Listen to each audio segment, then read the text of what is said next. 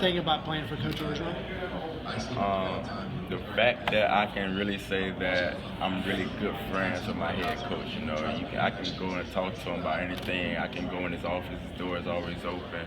And, a lot of, even from Pee Wee ball to high school to college to pro, a lot of guys don't get that relationship with their head coach. And it's like, it's something that you can't replace. If I'm on the field, I never feel pressure to make a mistake, because I know that if I do make a mistake, he's going to have my back. So it's really a great, confident feeling. You've been keeping up with the tennis a little bit? Not really. Is this because of the tweet? Yeah, right. Yeah.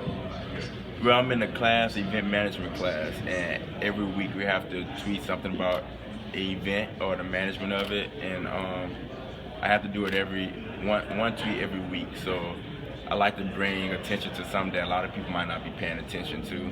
So I read the article, I learned a little bit myself, and I was able to share it to whoever else that just might be scrolling like, hey, the Wimbledon, So I try to help other people out as well as help myself out with the grade. Oh, okay. What are your thoughts on Florida scheduling you guys their homecoming games this year? Honestly, I've never been scheduled for somebody's homecoming. In high school, my senior year, we went 2-8, and we won our homecoming game. So, being scheduled for the homecoming game, that says a lot, but at the end of the day, it's just football, it's just a rivalry, and I feel like it brings more attention to the rivalry. So it's really exciting.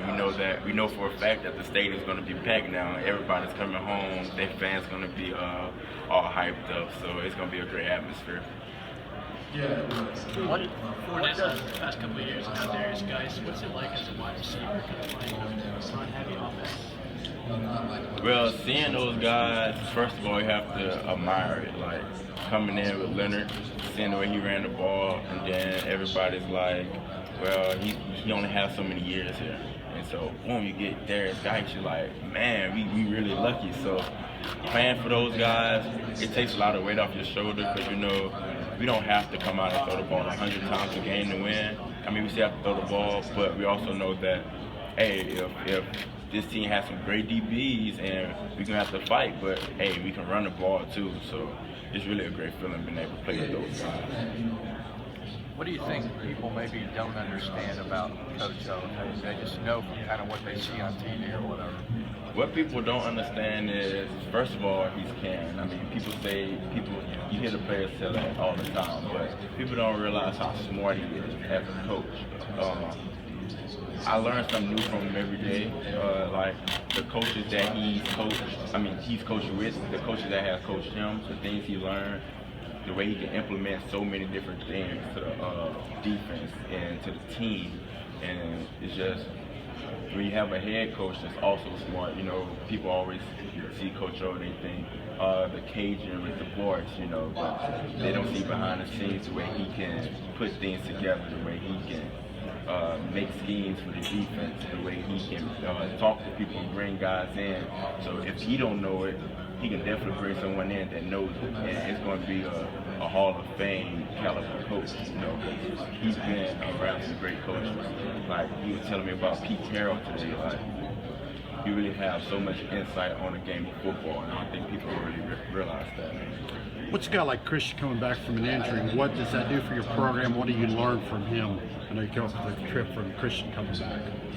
Man, Christian's injury was very unfortunate, but it was a blessing in disguise, to have him back that I could play with, and then have a guy like Orton on that defensive line. Then you got Frank Herron, then you got those great DBs back there, and the linebackers that we have, and Donnie and D. White, So him coming back really means a lot to this team. It means a lot in the leadership role, the way he has 18, and he really represents the number very well. So having him come back, unfortunately, it was because of an injury, but the way he's progressed, the way that he plays, and having him back is just it's a great thing. LSU's had its struggles in the passing game the last couple of years. What's the confidence level in Danny Etling going forward, and how do you think he's going to be able to bring that game to the next level? Danny understands the history of LSU, and what we've been going through recently, and he also gets that this offense, he's going to give him a lot of more opportunities, you know.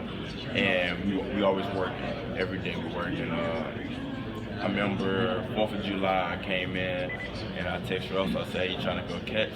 He was like, "Yeah." He was like, "You funny?" And I said, "How?" He said, "You catching on a holiday." I said, "I mean, we have to get it." So we were like, "Who gonna throw it to us?" We take Danny. Then like, "Hey, I'll be there in 30 minutes." You know, and he's always in there. Even if he by himself throwing the ball at the wall, and like Danny take a break, but he knows what he has on his shoulders, and he's really working not only to help out the team, but you know, to help out the younger guys in their quarterback room. You know that everybody always make a quarterback controversial, and you can be selfish and say, "I'm not going to help these young guys," but he has them in his own means. He's teaching them the playbook. He's teaching them the drop backs. When Coach Canada's not there, he's basically Coach Canada. So to have that guy at quarterback and he understands the significance of this year, it's great. Coach O said the gap between you guys and Alabama isn't that big. Do you agree with that? Oh yes, because Alabama and LSU recruit the same, for the most part, the same players. You know, they compete in the recruiting war if they number one, we're number two. So the players are there, the talent is there.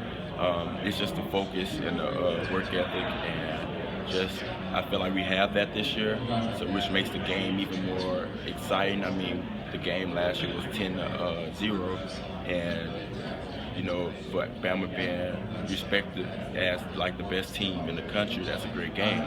So I really think he's right that the talent level. I really honestly think the talent level is even. Honestly, it's just how you execute. Why is it such a tough goal scoring touchdowns against Alabama the last 2 Great team. You know, they coach great. The most fundamentally sound team that I've ever faced. And that D line, you know, you really have to be prepared because you can't really run the ball as well as, I mean, we run the ball against everybody, and then we play them, and you have to you don't want to get away from your offense, but you have to, you know, do something else, and it's really difficult. So, I mean, you got to tip your hat off to those guys, the way they work. So, Do you think